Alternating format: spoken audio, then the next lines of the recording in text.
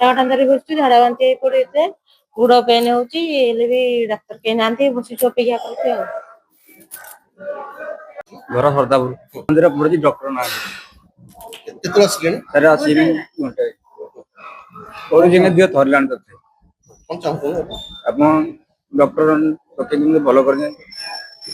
ଥରିଲାଣି ଆଜ୍ଞା, ସବୁ ହାତ ଗୋଡ଼ ପାଣି ହେଇଗଲା। ଆପଣ ଯିଏ ଚାମଡ଼ା ଦେଖିବେ, ଏ ଗୋଡ଼ ବି କଣ ହେଇଛି, ସେ ପ୍ୟାନ୍ ହେଇଛି, ସେ ଚାଲି ପାରୁନି, ପଡିଛି ଆଜ୍ଞା, ଥରୁଛି। ଦେଖନ୍ତୁ ୟାକୁ ପଡି ଖରା ଥରୁଛି ଘର। ଡାକ୍ତର ନାହାନ୍ତି, ଆମେ ଲାଇନରେ ଛିଡା ହେଇଛୁ। ମାନେ sub division Kamakhya sub division ଡକ୍ଟରଙ୍କ ଅଭାବ।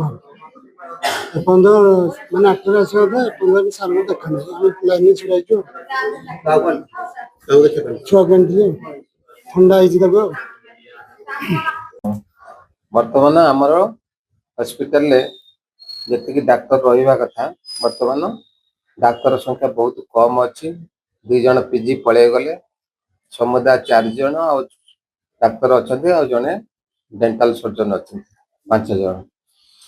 ତେଣୁ 3ଟା ହସ୍ପିଟାଲରେ ଯେଉଁ ଓପିଡି ପ୍ଲସ୍ ଏମର୍ଜେନ୍ସି 3 ଓଳି ତାକୁ ମ୍ୟାନେଜ କରିବା ପାଇଁ ବହୁତ ଅସୁବିଧା ହେଉଛି। କାହିଁକି ଜଣଙ୍କର କିଏ ଛୁଟି ନେଲା, କି କାହା ଦେହ ଖରାପ ହେଲା, ସେଥିପାଇଁ ତାକୁ ଆଡଜଷ୍ଟ କରିବା ପାଇଁ ମଧ୍ୟ ଅସମ୍ଭବ ପଡୁଛି, ଅସୁବିଧାରେ ଆମେ ସମ୍ମୁଖୀନ ହେଉଛୁ। ଏ ବିଷୟରେ ଆମେ ବାରମ୍ବାର ଉପରିସ୍ଥ ଅଫିସରଙ୍କୁ, ସିଡିଏମ୍ଓଙ୍କୁ ତଥା ଆମର ଏମଏଲ୍ଏଙ୍କୁ ଜଣେଇଛୁ। ସମସ୍ତେ କହିଛନ୍ତି ଠିକ ଟାଇମରେ ଆମେ ସହିତ ଡାକ୍ତରମାନଙ୍କୁ ଯୋଗାଇ ଦେବୁ।